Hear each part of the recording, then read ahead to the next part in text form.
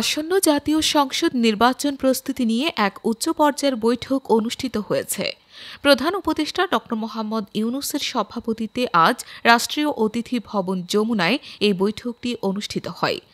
বৈঠকে জাতীয় নির্বাচন সুষ্ঠু, অবাধ ও শান্তিপূর্ণভাবে সম্পন্ন করার বিভিন্ন দিক নিয়ে আলোচনা হয় বলে জানা গেছে।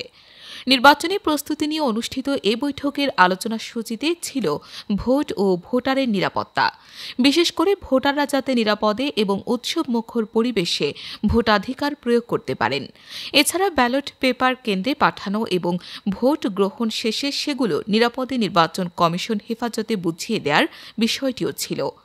এর বাইরে নির্বাচনে অংশ নেওয়া সব প্রার্থীর নিরাপত্তার পাশাপাশি প্রচারণার ক্ষেত্রে সবার জন্য সমান সুযোগ নিশ্চিত করার বিষয়ও ছিল আলোচ্যসূচিতে। গত বছরের ৫ই আগস্টের আগে পরে পুলিশের লুট হওয়া অস্ত্রসহ সব অবৈধ অস্ত্র উদ্ধারের বিষয়েও বৈঠকে আলোচনা হয়েছে। উপদেষ্টা ও সচিবদের পাশাপাশি সভায় অংশ নিয়েছেন সশস্ত্র বাহিনী বিভাগ ও আইনশৃঙ্খলা রক্ষাকারী বাহিনীর প্রতিনিধিরা।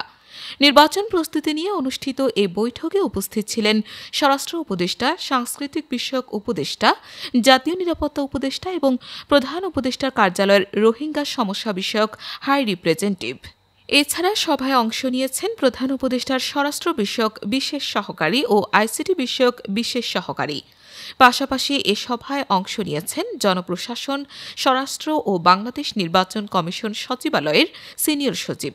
এছাড়া তথ্য ও যোগাযোগ প্রযুক্তি, স্থানীয় সরকার বিভাগ, তথ্য ও সম্প্রচার এবং সাংস্কৃতিক মন্ত্রণালয়ের সচিব সভায় অংশ নেন।